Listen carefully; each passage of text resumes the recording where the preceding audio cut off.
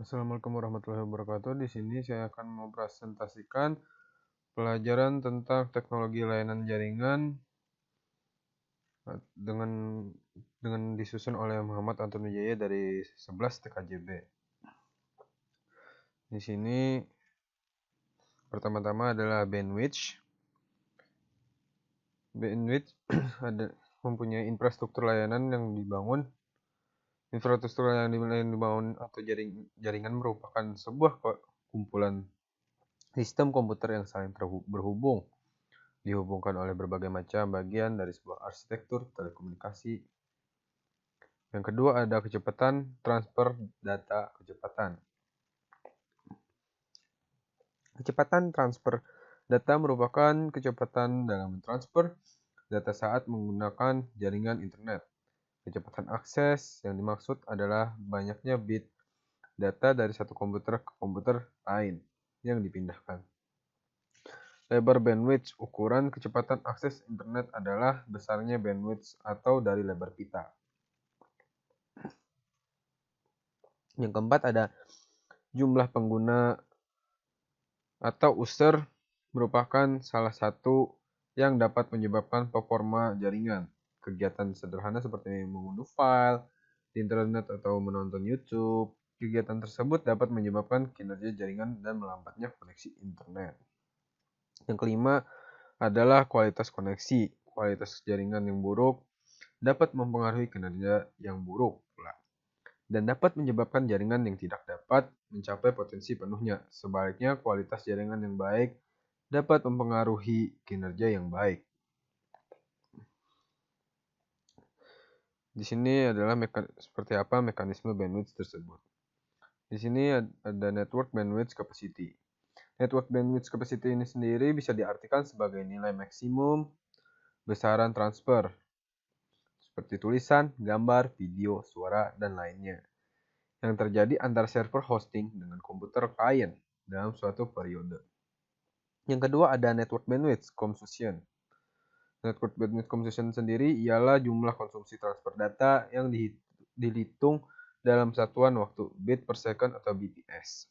Yang ketiga ada asymptotic bandwidth. Asymptotic bandwidth ini sendiri ialah sebuah ukuran maksimum throughput pada sumber data yang sangat mengambil banyak data. Contohnya seperti ukuran pesan yang tidak terbatas, tipikal, dan yang keempat ada typical of bandwidth analog atau digital. Bandwidth analog adalah besarnya rentan frekuensi dalam satuan hertz, di mana sebuah sinyal dapat diperoleh secara akurat. Bandwidth analog ini memiliki ukuran yang lebih rendah daripada bandwidth digital.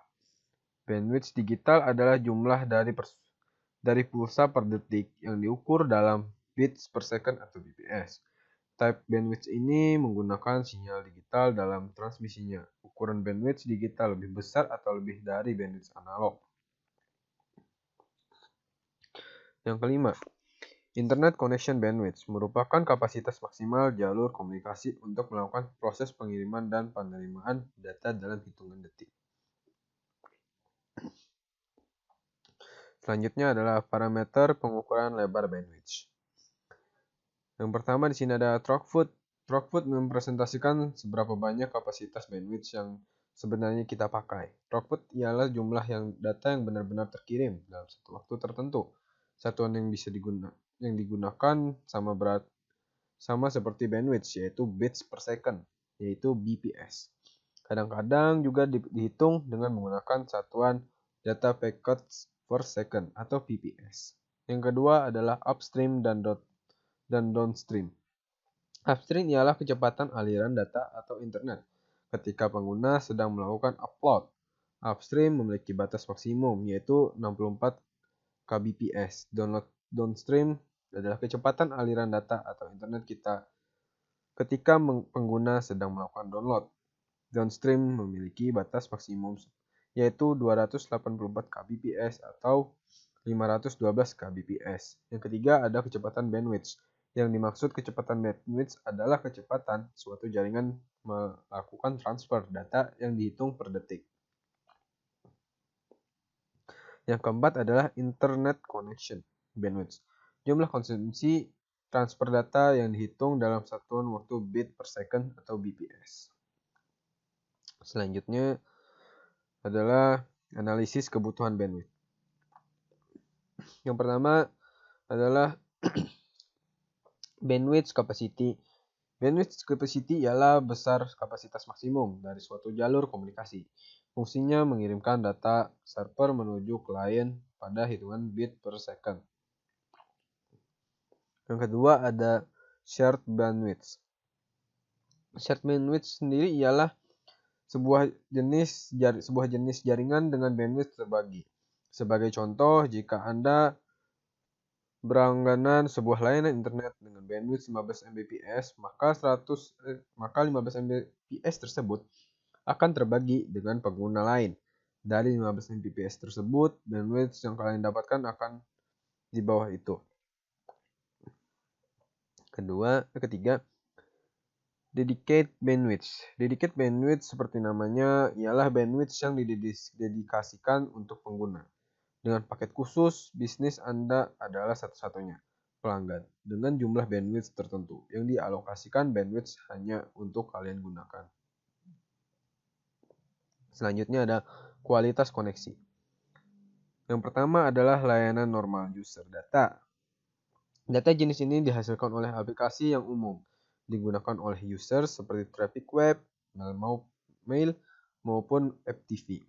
Traffic ini memerlukan penanganan khusus karena menggunakan protokol TCP yang tidak berusaha mengirim kembali paket-paket yang tidak sampai pada komputer tujuan. Yang kedua ada layanan network management. Layanan ini akan menghasilkan traffic yang digunakan untuk melakukan manajemen jaringan seperti SNMP, Syslog, SDEE, HTTPS maupun SSH. Yang ketiga ada layanan real-time. Contoh dari layanan ini adalah aplikasi voice seperti VoIP maupun aplikasi audio atau video conference. Layanan ini memiliki karakteristik yang sensitif terhadap jitter. Yang keempat ada layanan streaming application. Layanan ini sebenarnya tidak terlalu berbeda jauh dengan layanan real-time. Contoh layanan ini seperti audio streaming maupun video streaming. Yang kelima ada layanan critical data.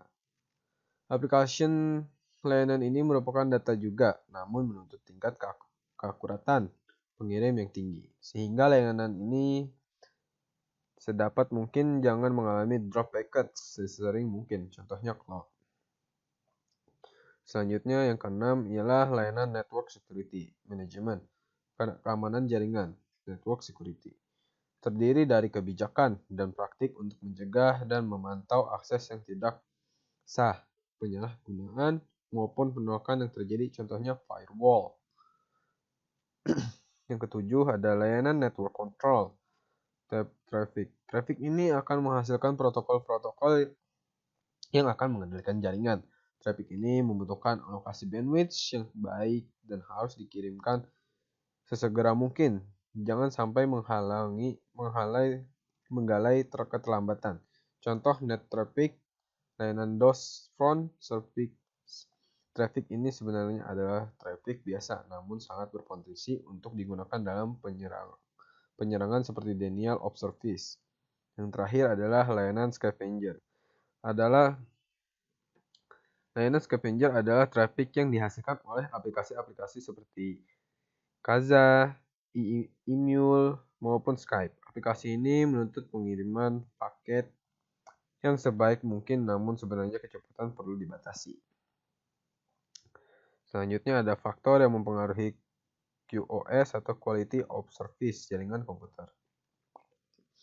Yang pertama, delay. Delay merupakan waktu yang dibutuhkan data untuk menempuh jarak dari asal ke tujuan. Delay variation adalah perbedaan dalam keterlambatan suatu arah ke ujung antara paket yang dipilih dan dalam aliran setiap paket yang hilang diabaikan.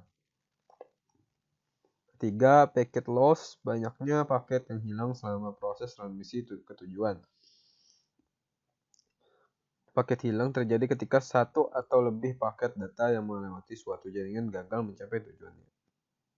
Yang keempat ada package reordering, pengiriman paket data dalam urutan yang berbeda dari pengirimannya. Yang selanjutnya ada yang kelima adalah average, rate, dan burst size. Aspek ini berbicara tentang beberapa alokasi bandwidth rata-rata yang akan digunakan user maupun aplikasi.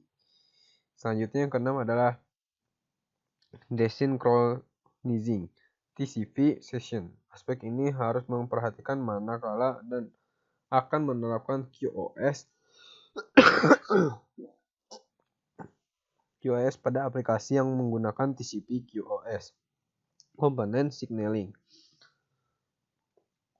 Materi selanjutnya ialah komponen yang mendukung QoS. Yang pertama adalah queuing. Perangkat jaringan seperti switch dan router akan melakukan buffer. Dengan kata lain, akan menyimpan package yang diterimanya untuk sementara waktu. Selanjutnya ada signaling, penggunaan sinyal untuk mengendalikan komunikasi. Selanjutnya ada classification, digunakan oleh router untuk mengenali berbagai jenis flow package yang akan dikelompokkan berdasarkan jenis service-nya. Selanjutnya ada marking. Umumnya dilakukan sesudah classification. Marking dilakukan dengan memberikan label terhadap keseluruhan package yang mengalir. Label ini digunakan oleh router sebagai panduan untuk menerapkan perlakuan khusus. Yang kelima di sini selanjutnya adalah admission control, digunakan pada network pada jaringan yang memiliki user dan user tersebut telah dikelompokkan pada kelas yang berbeda. Yang keenam ada congestion control, metode yang digunakan untuk memantau proses mengatur jumlah data memasuki jaringan sehingga menjaga tingkat lalu lintas pada nilai yang dapat diterima. Yang ketujuh ada traffic shaping, bertujuan untuk membuat smooth traffic yang akan dikirimkan.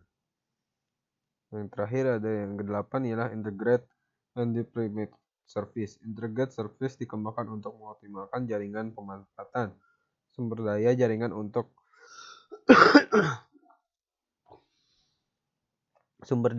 untuk yang baru. Aplikasi seperti multimedia, real time, yang mana memerlukan jaminan QoS. Different Service DS sekarang ini di bawah pengembangan kelompok kerja IEFT. Spesifikasi DS digambarkan dalam beberapa draft internet dan belum tersedia dalam RFC.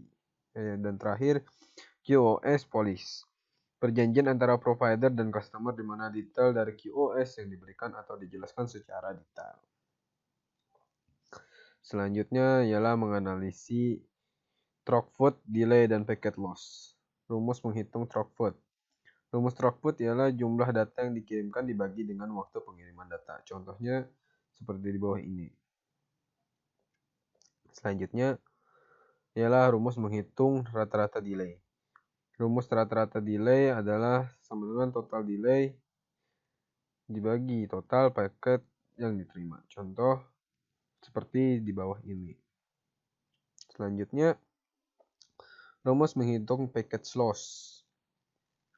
Rumus packet loss yang diterima sama dengan paket yang dikirim dikurang paket yang hilang. Contohnya seperti di bawah ini. Selanjutnya adalah soft switch.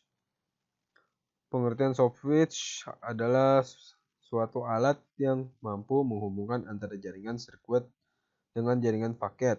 Termasuk di dalamnya adalah jaringan telepon tetap PSTN, internet yang berbasis IP, kabel TV, dan juga jaringan seluler yang telah ada selama ini.